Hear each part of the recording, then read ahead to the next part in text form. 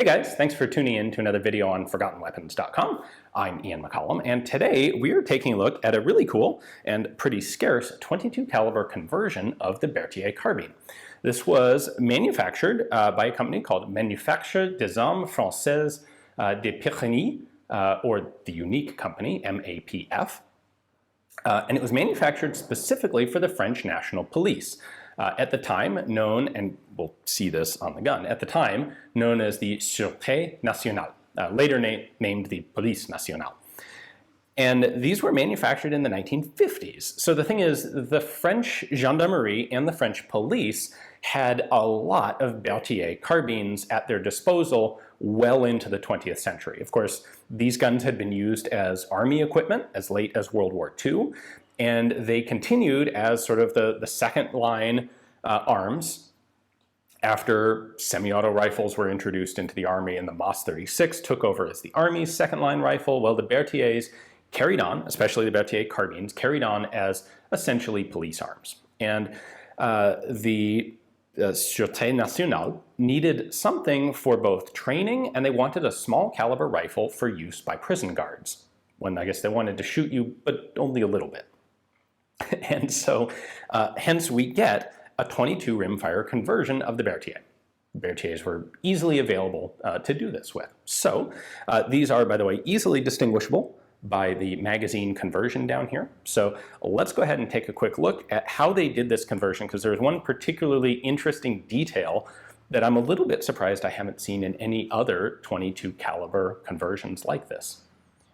As I said, the easiest way to recognize, to distinguish these guns is the protruding magazine well here, because of course the original 8mm Lebel magazine well was not going to be of particular use.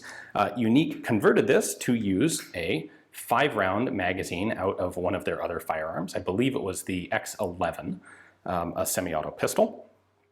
So we've got our 5-round magazine there. Magazine catch is just a simple spring-loaded latch that pulls backwards like so, and it just hooks under the bottom of the magazine. All of the original markings were milled off. You can see they've just cut a big old flat there on the side of the receiver, and they have been remarked 22 long rifle and manufactured des Armes Hendaye, which is the city where MAPF is located, and SN is Sûreté Nationale, the National Police. This little block we'll look at a little more closely in a moment, but this is essentially a bolt stop.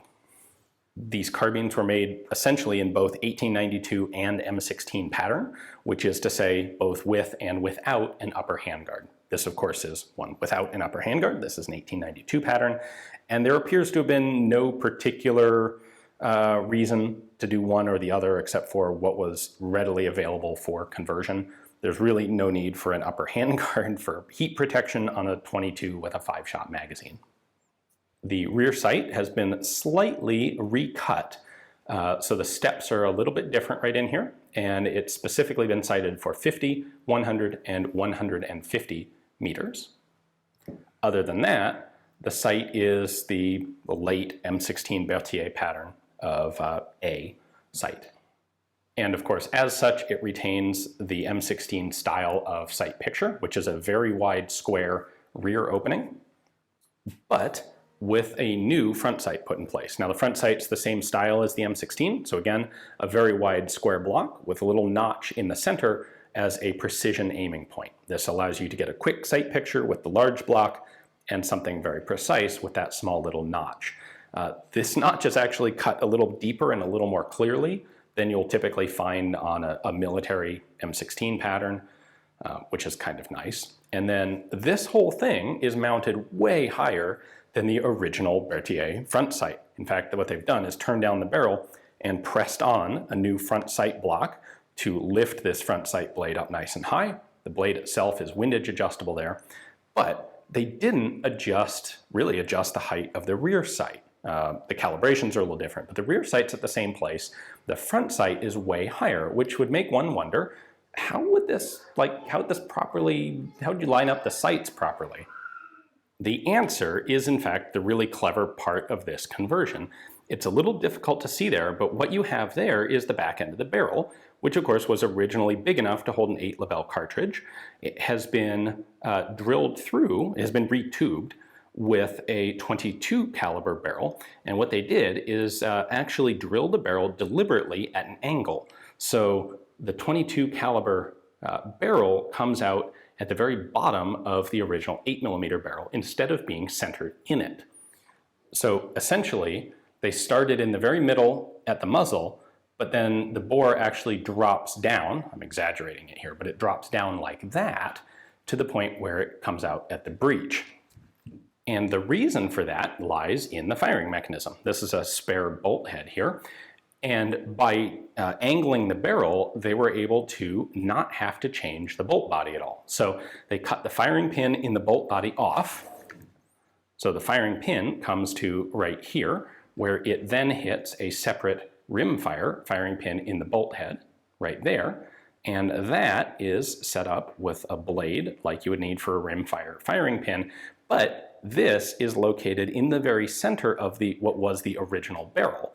Well, because the barrel has been cut at an angle, or at a slope, the edge of the 22 cartridge, the rim of the 22 cartridge is going to be sitting right in the center of where the original barrel was. So hopefully that made some sense. It basically allows them to have a minimal effort of conversion to go from center fire to rim fire, which I think is actually really clever. There is an extractor built into the bolt head here as well. Originally on an 8mm Berthier, the bolt head had locking lugs. On this 22 conversion, it simply locks using the bolt handle right here, which is perfectly adequate for a 22. You may also notice that they have milled off the top of the cocking piece, and that is also because of this angled drilling of the barrel. Because that requires you to essentially aim the gun at a steep downward angle, because the barrel's not like this, the barrel's actually angled essentially like that. The rear end of the cocking piece now interferes with the sight picture. So just milling the top of that off solves the problem, and it's still a lot easier than having to do a more significant alteration to the firing mechanism in order to go to a rimfire system. So I have taken out the two screws that hold the trigger guard and the magazine assembly in place. We can pull this out.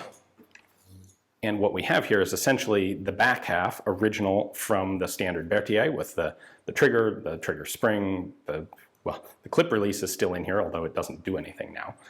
And then MAPF has added this big block to the front of the trigger guard. So what would originally have held a clip of 8mm label is now a block that is machined to hold our 5-round 22 magazine in the correct orientation.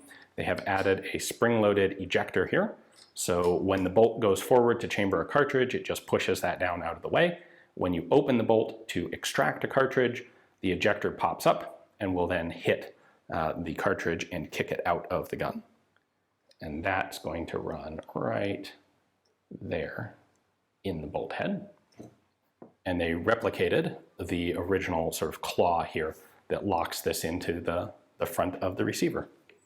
There has been a little bit more stuff added to the receiver here just to help support the magazine and provide the proper sort of feed ramp. And you can see a bit of that down in there.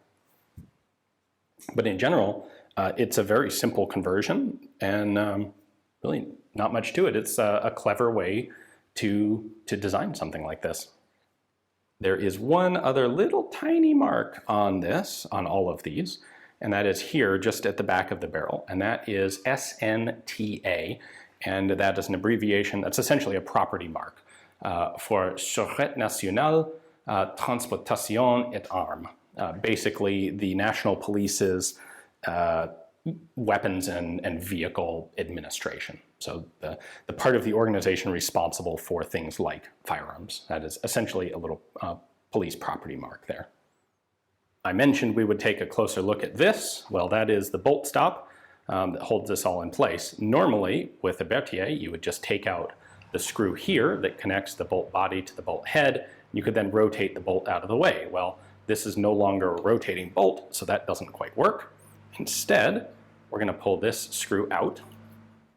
Right, so that comes out. And then we can pull this block out. Very simple. I just chopped a hole in the receiver for it. Now I have to take this screw out to disconnect the bolt from the bolt head. And then that open hole in the receiver gives me a place where I can rotate the bolt head. There we go.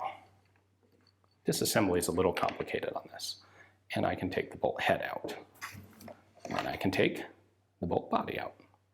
You can see down in there the end of the firing pin that has been cut off, which would normally come all the way out. And it then interacts with this secondary firing pin, which is spring-loaded, by the way, for safety's sake. That goes in like so. So there is, all the way field stripped, the CRS 22 conversion of the Berthier. A grand total of only about 800 of these were originally made. They are all serial numbered. This is, as you saw, a relatively late production one. And they went into service in 1954, and I suspect they were all made right approximately in 1954. This would not have been a particularly difficult conversion to tool up for. There weren't a lot of them made. They would have been manufactured very quickly, and then Unique went on to doing other things. They would remain in police service for some 50 years. It wasn't until 2005 that they were officially taken out of service. Although I know some of them are still in gendarmerie armories in various places, but in 2005, when they officially came out of service, at least some of them, like this one, did make it onto the civilian market, where they're an interesting and popular arm, primarily in France, with sport shooters and collectors. So I think this was a really cool opportunity to take a look at something, a bit of a different 22 conversion than we normally see with the Berthier. Hopefully you guys enjoyed the video. Thanks for watching.